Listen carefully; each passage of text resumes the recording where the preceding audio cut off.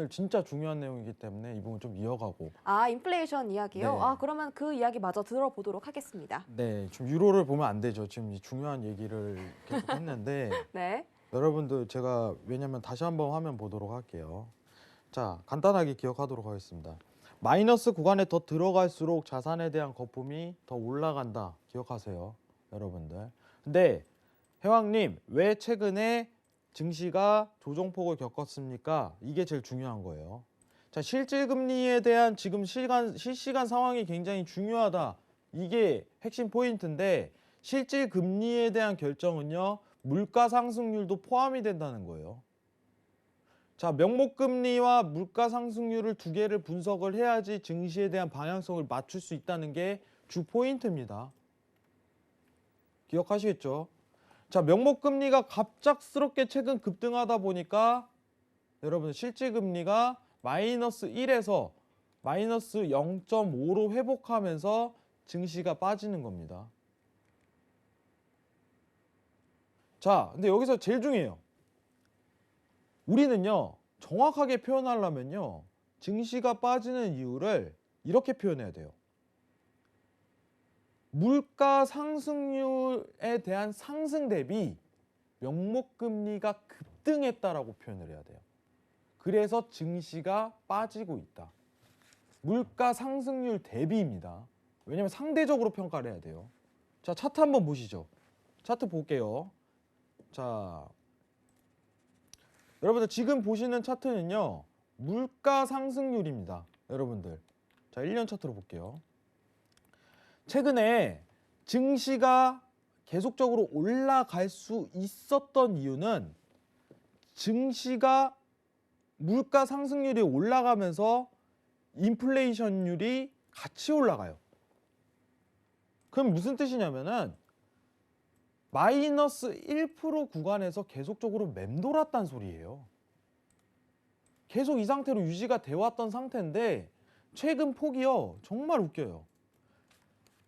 10년물 국채는 오버슈팅이 날아가는데 인플레이션율은 그대로라는 거예요.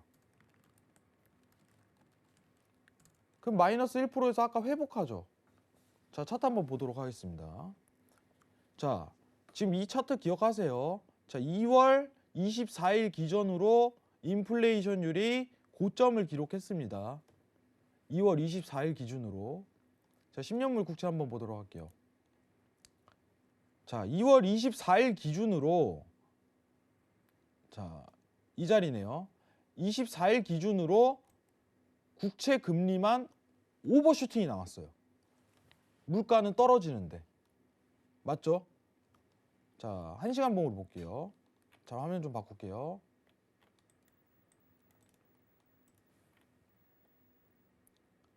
네. 자, 다시 보도록 하겠습니다. 2월 24일 기준이에요. 다시 한번 화면 보겠습니다, 여러분들. 자, 이 자리예요. 이 자리. 국채 금리는 계속적으로 올라가죠. 근데 인플레이션율은 멈췄다는 거예요. 이 현상 때문에 증시가 빠지는 겁니다. 자, 그러면은 회왕님, 이게 제일 핵심이죠. 증시 언제 올라요? 여기서 해답이 나오겠죠. 지금 들으시는 분들 중에는 힌트를 조금씩 얻을 거예요. 힌트를. 증시가 이때 오르겠는데? 지금 하단 자막 나오죠. 페드의 대응입니다. 원래는 여러분들 명목금리랑 물가 상승률이 같이 오르면은 증시가 실질금리가 마이너스지만은 그대로 유지가 되지만은 최근에 명목금리는 오르는데 물가 상승률은 떨어졌단 말이죠. 그래서 증시가 떨어지는 겁니다. 상대적으로. 그러면은 증시가 다시 오르려면 실질금리가 다시 더 마이너스 구간으로 가려면은 연준에서 10년물 국채에 대해 누르는 행동을 취하면 돼요. 근데 힌트가 나와버렸네. 최근에 외신 뭐였죠? 앵커님, 외신 최근에 뭐 나왔죠? 어제? 어떤 이번 연준에서 어떤 전략을 좀 구성할 수 있다. 어떤 전략이요? 10년물 국채를 누르는, 장기 국채를 더 추가적으로 매입하는 오퍼레이션 트위스트. 오퍼레이션 트위스트. 네, 오퍼레이션 트위스트 전략에 대한 네네. 가능성이 있다는 겁니다. 네. 현실적인 수단으로 본다면은 YCC 정책은 너무 극단적인 선택이에요. 왜냐? 무제한 채권 매입이라는 너무 극단적인 어떤 제스처이기 때문에 이 대응보다는 오퍼레이션 트위스트 전략이 대응할 가능성이 높다. 시장에 큰 타격을 안 주면서. 자, 오퍼레이션 트위스트 전략은 무엇이냐? 연준이 한 달에 90조씩 살 수 있어요, 채권을. 근데 살 수 있는 전체량은 정해져 있는데 장기물 채권에 대한 비중을 더 싫겠다라는 얘기입니다. 그러면은 명목금리가 누를 수 있는 제스처를 충분히 취하는 거예요. 그러면 증시가 반등이 나온다는 겁니다. 실질금리가 더 하락 구간으로 들어가기 때문에. 장기 채권을 매입함으로써 명목금리가 상승하니까 그죠. 실질 금리가 다시 마이너스. 장기 다시 정리할게요. 네. 장기 채권을 매입함으로써 장기 금리가 하락하다 보니까 실질 금리가 더 마이너스 구간으로 들어갈 수 있다는 겁니다. 그러면은 증시가 다시 오를 수 있다는 거예요. 네, 이해했습니다. 네. 네. 어렵네요. 굉장히 중요합니다. 네. 여러분들 이해하세요. 꼭 이해하세요. 증시가 다시 오를 수 있는 건 네. 연준의 카드에 달려있다. 저 원래요 증시 볼 때 연준 카드 볼 때 증시 안 봐요.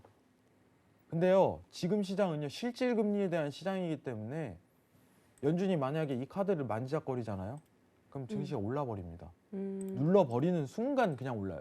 그러니까 진행을 실제로 하지 않는다고 해도 그냥 이 카드를 우리가 고려하고 있다라는 발언 자체만으로도 아니요 진행을 해야죠. 실제적으로. 네, 진행을 해야 돼요. 근데 그게 언제 나올 가능성이 높냐면 네. 일단은 내일 파월의 발언에 그게 촉각이 서 있는 거예요. 만약 파월이 이거를 떡밥을 던져버리잖아. 네. 그럼 증시가 올라버려요. 증시가 올라버려요. 네. 왜냐면 그때 이제 국채를 연준에서 장기 국채를 산다고 이러면 네. 너도 나도 사거든. 그런 현상이 펼쳐지니까 국채 금리가 내려가요. 떨어지겠죠. 네. 그럼 증시가 다시? 올라가요. 다시. 근데 아무런 멘트를 안 던진다. 설마 하면서 더 떨어지는 거예요.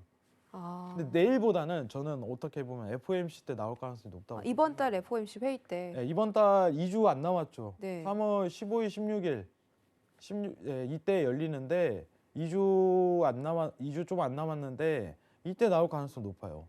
그러면 증시 반등이 그때 이루어질 가능성이 높겠다라고 생각을 하는 겁니다. 저는. 그러면 지금 하락폭 나와도요. 저는 너무 당연하다고 생각해요. 어차피 연준은 한 번은 누를 거예요. 그때 맞춰서 어떻게 보면 증시가 팍 올라가는. 여기 주식 하시는 분들 많으시죠? 그때 한번 발 맞춰 보세요. 대형주 위주는 그때 위월. 그때 올라요. 오른다고. 그때 올라요. 나스닥 힘 받아버리니까 어쩔 수 없어요. 오퍼레이션 트위스트에 따라서 국내 증시에도 영향 받을 수 있다. 저는 너무 당연한 얘기라고 봅니다. 중요하네요. 네, 여러분들이 글로벌 증시를 봐야 되는 이유고 이게 네.